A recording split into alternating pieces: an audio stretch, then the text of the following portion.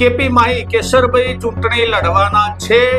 સામે દિનેશભાઈ ભટોળે પણ ફોર્મ ભર્યું છે. અને ત્રીજું નામ જે આપણે ચર્ચા કરી હતી વરસડા ગામના ફલજીવી ચૌધરી.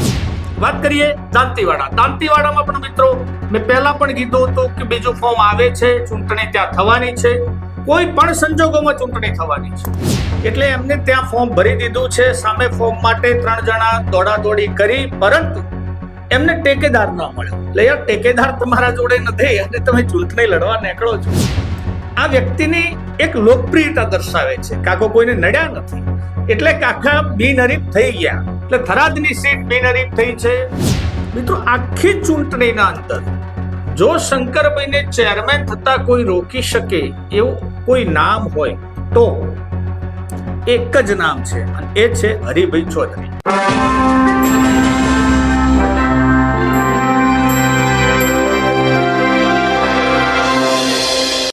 મિત્રો, બનાસ ડેરીની ચૂંટણીનો આજે ફોર્મ ભરવાનો છેલ્લો દિવસ હતો. રાણાનો ભાલે ભાલો એમાં આપણે પહેલા કહી ચૂક્યા છીએ. ઘણા બધા મિત્રો કહેતા હતા કે ચૂંટણી લગભગ બિનહરીફ થવાની છે, પરંતુ આપણે જે આગળ 2-4 દિવસ પહેલા જે વિડીયો બનાવ્યો હતો અને એનું સંપૂર્ણ એ જ સ્ટેન્ડ બાય કોપી કરી અને આખું અત્યારે પરિણામ આપણને જોવા મળી રહ્યું છે. શું આપણી આગાહીઓ હતી, કોને કોને આ છેલ્લા ફોર્મ રાખ્યા, કોણ લડવાની આના અંદરથી તૈયારી કરશે, અને શંકરભાઈ કેમ સુરતમાં મોટા સાહેબના આશીર્વાદ લેવા પહોંચ્યા છે, એ બધું જ આજના વિડીયોમાં. નમસ્કાર, હું છું રમેશ ચૌધરીને આપ નિહાળી રહ્યા છું ષડયંત્ર. મિત્રો, આપણે 2 દિવસ પહેલા જે ચર્ચા કરી હતી કે આટલા ઉમેદવારો 6-7 ઉપર લડાવવાની આપણી જે આશા હતી, એની જ અત્યારે બેઠી કોપી જોવા મળી છે. ક્યાંક થોડાક 2-3 બદલાવ આપણને એમાં જોવા મળ્યા છે. શું છે હકીકત, 16 તાલુકાનું રિઝલ્ટ આજે જોઈએ. મિત્રો, આપણે વાત કરી હતી દાંતાની. પહેલી જ દાંતાથી શરૂઆત કરી હતી. આજે માતાજીના નવરાત્રનો પહેલો દિવસ છે, એટલે મા અંબાને પ્રાર્થના કરી અને આપ દરેક વ્યક્તિઓને માતાજીને આશીષ સદાય મળી રહે એવી પ્રાર્થના કરી અને કરીએ શરૂઆત દાંતાથી. દાંતાના અંદર મિત્રો આપણે જે ચર્ચા હતી એ પ્રમાણે 2 ફોર્મ અંદર ચૂંટણીના ભરાણા છે. નામ છે દિલીપસિંહ બારડ, જે ચાલુ ત્યાંના ડિરેક્ટર છે, અને સામે પક્ષે અજમલજી ઠાકોર, જે આપણે પહેલી પણ ચર્ચા કરી હતી, એ સામે ત્યાં મંડાણ યુદ્ધના થયા હોય એવી પરિસ્થિતિ છે. અત્યારની દ્રષ્ટિએ ત્યાં ચૂંટણી થશે.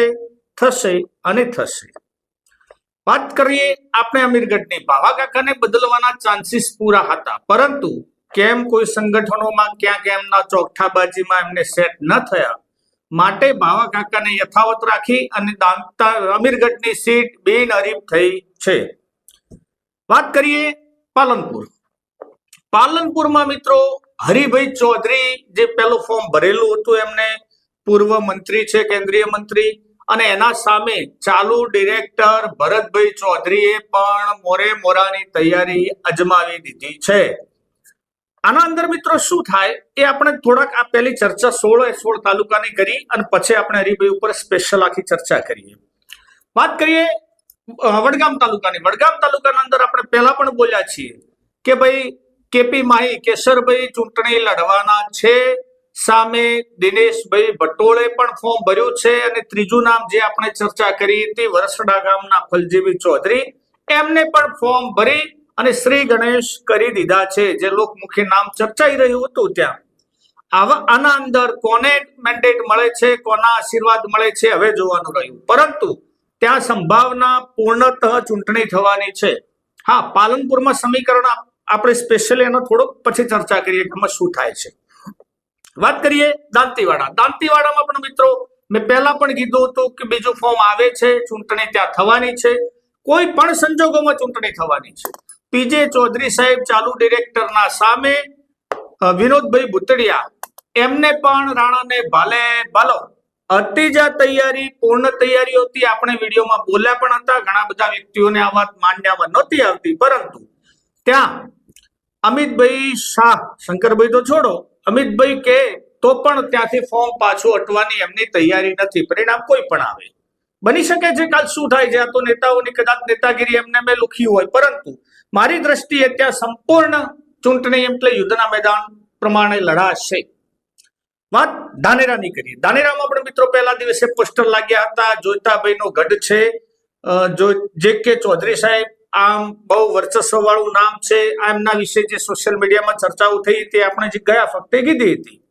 એના સામે મેદાનમાં વાછડાલ ગામના એક વ્યક્તિની ચર્ચા ચાલતી હતી અને બીજા પણ 2 વ્યક્તિઓના નામ મારા જોડે ચર્ચા એમને કરેલી છે, પરંતુ કોઈ કારણોસર ખબર નહીં એમની તૈયારી ના થઈ અને જોતાભાઈ શેઠનું નામ એક વચમાંથી ઉડીને બહાર આવ્યું, એમને પણ ફોર્મ ભરી દીધું. મિત્રો ત્યાં પરિણામ કોઈ પણ આવે, પરંતુ ચૂંટણીની અત્યારે તાકાત એ લગાવવાના પ્રયત્નો કરી રહ્યા છે, પરંતુ મારું મન ત્યાં ઢીલા પોચું છે. કારણ કે આવનારા પરિણામમાં એ શું કોણ ખેંચી લેશે, કોણ બાકી રાખશે, કોના ઉપર કેટલું પ્રેશર આવશે નક્કી નથી. એટલા માટે એને થોડુંક આપણે સાઈડમાં રાખીએ, પરંતુ અત્યારે ચૂંટણીની શક્યતાઓ દેખાઈ રહી છે. મિત્રો વાત ડીસા તાલુકાની. ડીસા તાલુકામાં આપણે પણ કીધું હતું એમ ચૂંટણી થવાની પૂર્ણતઃ સંભાવનાઓ રહેલી હતી, પરંતુ ત્યાં 3 વ્યક્તિઓ ડીસાના ફોર્મ ભરવા માટે ગઈકાલના કુદાકુદ કરતા હતા. અત્યારે ફોર્મ ભર્યું છે કમળાબેન મનુભાઈ દેસાઈ, ડીસાના ગોવાભાઈના ગ્રુપના ગણાય છે, એટલે એમને ત્યાં ફોર્મ ભરી દીધું છે. સામે ફોર્મ માટે 3 જણા દોડાદોડી કરી, પરંતુ એમને ટેકેદાર ન મળ્યો. એટલે યાર ટેકેદાર તમારા જોડે નથી અને તમે ચૂંટણી લડવા નીકળો છો, અમુક કેપેસિટી ના હોય ને આપણે પછી સીધું તોપખાનામાં નામ નોંધાઈ દઈએ, ત્યાં વ્યાજબી નથી, તમારે ટેકેદાર મળતો નથી. હવે પાછા બોના એવું કાઢે છે કે ભાઈ અમારે કર્મચારીઓ બનાસ ડેરીએ પ્રેશર આપ્યું. હા, ચોક્કસ પ્રેશરની ત્યાં પ્રક્રિયા થતી હોય, પરંતુ મિત્રો યુદ્ધમાં આવું જ હોય. આ એક જાતનું યુદ્ધ છે. વાત એનાથી આગળ કરીએ લાખણી તાલુકામાં. લાખણી તાલુકામાં ધુડાભાઈ પોતે ત્યાં ચાલુ ડિરેક્ટર હતા, એના સામે તેજાભાઈનું ફોર્મ આવ્યું. થોડુંક નવાઈનો વિષય લાગ્યો મને. ત્યાં આશા નહોતી, એ બિનહરીફ થવાની ગણતરી હતી, પરંતુ હવે ત્યાં કેવી રીતે ચૂંટણી લડાય છે, ત્યાં લડાય છે કે નથી લડાતી, આવનારો સમય બતાવશે. 29મી તારીખે આ વાત ફાઇનલ થશે. વાત કરીએ મિત્રો પરબત કાકાની, એટલે કે થરાદ. થરાદના અંદર એમને કોઈ પણ સંજોગોમાં પરબત કાકાને રિપીટ કરવાના થતા નહોતા, પરંતુ સામે નસીબ તો જોવો કાકાનું, બાજુવાળાને તૈયાર કર્યા એમના અંગત માણસોને, પરંતુ એ વ્યક્તિ જ ના પાડી દીધી કે મારે પરબત કાકાના સામે નથી લડવું, પરબત કાકાને કાપીને હું ત્યાં સામે લડવા તૈયાર જ નથી. આ વ્યક્તિની એક લોકપ્રિયતા દર્શાવે છે. કાકો કોઈને નડ્યા નથી, એટલે કાકા બિનહરીફ થઈ ગયા. એટલે થરાદની સીટ બિનહરીફ થઈ છે. વાવની સીટ પણ મિત્રો રાયમલભાઈ ત્યાં બિનહરીફ થયા છે, જે ચાલુ ડિરેક્ટર હતા, પરબત કાકા ડિરેક્ટર હતા. વાત ત્યાંથી આવે છે કાંકરેજ ઉપર. કાંકરેજમાં મિત્રો કોઈ પણ સંજોગોમાં ત્યાં રાણાને ભાલો એટલે કે મોરોની તૈયારી છે. હું પહેલા પણ કીધેલું છે કે ત્યાં અણદાભાઈ ના સામે બાબુભાઈએ ફોર્મ ભર્યું છે. ચૂંટણીની સંપૂર્ણતઃ શક્યતાઓ રહેલી છે. વાત ત્યાંથી દિયોદરની. મિત્રો દિયોદરમાં 2 નામ, આમ ઈશ્વરભાઈ તેજાભાઈ એટલે કે આઈટી જે ચાલુ ડિરેક્ટર હતા, એમનું તો ફોર્મની આવવાની ગણતરી હતી, પરંતુ એક ઉડીને બીજું એક નામ આવી ગયું વચમાં, રમીલાબેન કનુભાઈ ચૌધરી. હવે આ બંને એક જ ગ્રુપના છે, એટલે ત્યાં કોઈ પણ આવે, મતલબ આઈટી જ આવવાના છે, ઈશ્વરભાઈ તેજાભાઈ ત્યાં આવવાના છે, પરંતુ થર્ડ પાર્ટીનું કોઈ ફોર્મ ના આવે એના માટેની એક આ પ્રોસેસ હોઈ શકે છે. ત્યાંથી વાત કરીએ મિત્રો સુઈગામ તાલુકાની. તો સુઈગામ તાલુકાના અંદર મૂળજીભાઈ ચૌધરીનું નામ આવ્યું છે. મૂળજીભાઈ ચૌધરી ત્યાં બિનહરીફ થયા છે. હવે વાત કરીએ રાધનપુરની. રાધનપુરમાંથી શંકરભાઈ ચૌધરી બિનહરીફ થયા છે, જે શું કે સ્વાભાવિક છે, બિનહરીફ થવાના હતા. અને સાંતલપુર તાલુકામાં રાઘાભાઈ આહિર એ પણ બિનહરીફ થયા છે. હવે તાલુકાની વાત રહી ભાભરની. તો ભાભરમાં અંબાબેન પટેલ, અંબાબેન ચૌધરી કરી છે અને એમનું નામ આવ્યું છે. એક આખી વાતમાં ખુલાસો એક થોડોક બાકી એટલા માટે રહી જાય છે કે વાવના અંદર રાયમલભાઈ છે અથવા એમના ધર્મપત્ની છે, એ હજુ મને મારા જોડે શ્યોર માહિતી નથી. બાકીના આંકડાઓ જે હું બોલ્યો એ પ્રમાણે એમની તૈયારી છે. હવે મિત્રો ગઈકાલ સાંજથી શંકરભાઈ સાહેબ ત્યાં સુરતમાં ગયેલા છે. કેમ સુરતમાં? કે ત્યાં CR પાટીલના ઘરે પણ કંઈક પ્રસંગ હશે, જમણવાર હશે, ભગવાન જાણે, ત્યાં પણ ગયા છે. અને ખાસ તો અમિત શાહના આશીર્વાદ લેવા ગયા છે. કેમ ગયા છે મિત્રો? આખી ચૂંટણીના અંદર જો શંકરભાઈને ચેરમેન થતા કોઈ રોકી શકે એવું કોઈ નામ હોય તો એક જ નામ છે અને એ છે હરિભાઈ ચૌધરી. કેવી રીતે? હરિભાઈ આમ પાર્ટીના વિરોધમાં જઈ ના જઈ શકે ત્યાં, પરંતુ ત્યાં સિનિયોરિટી પ્રમાણે જો પાર્ટી મેન્ડેટ આપતી હોય તો હરિભાઈ ચૌધરીને એમને ત્યાં ચેરમેન બનાવવા પડે. જો એમના નામનો ઠરાવ આવે તો એ ચોક્કસ જીતી જાય, સામે ભલે કોઈ પણ હોય, પણ એ ઠરાવના અગેન્સ્ટ જઈને ચૂંટણી લડશે નહીં. એટલે શંકરભાઈને હવે એક જ પ્રયત્ન ત્યાં બાકી રહે છે કરવાનું કે કોઈ પણ સંજોગોમાં હરિભાઈના નામનો ઠરાવ આવવો જોઈએ નહીં. આ એમની પ્યોર પ્રાયોરિટી રહેશે અને એના સમાધાન માટે જ એ ટોટલી અત્યારે અમિત શાહના આશીર્વાદ લેવા માટે સુરત પોકેલા છે. એટલે આખી ચૂંટણીમાં સંભાવનાઓ આજે પણ હું કહું તો પાલનપુર હજુ પણ નક્કી નથી. જો હરિભાઈના નામનો ઠરાવ ના આવે તો પાલનપુરમાંથી હરિભાઈ ચૂંટણી લડવાના નથી, સ્વાભાવિક છે. તો ભાઈ ભરતભાઈ જીતી જાય, હરિભાઈનો ઠરાવ આવે તો સ્વાભાવિક છે ભરતભાઈ પાછું ખેંચી લેશે. એટલે એક જ વ્યક્તિ ત્યાં પાલનપુરમાંથી લગભગ રહેશે અને એ સીટ બિનહરીફ થવાના ચાન્સીસ વધુ છે. ફરક એટલો છે કે મેન્ડેટ કોણ ખેંચીને લાવે છે એના ઉપર જોવાનું રહ્યું. અને જો સામ સામે ખેંચવાની વાત થાય તો દાંતીવાડા, વડગામ, કાંકરેજ આ ત્રણની સંપૂર્ણ સંભાવનાઓ ત્યાં રહેલી છે. ત્યાં કોઈને પાછી પાની કરવાની થતી નથી.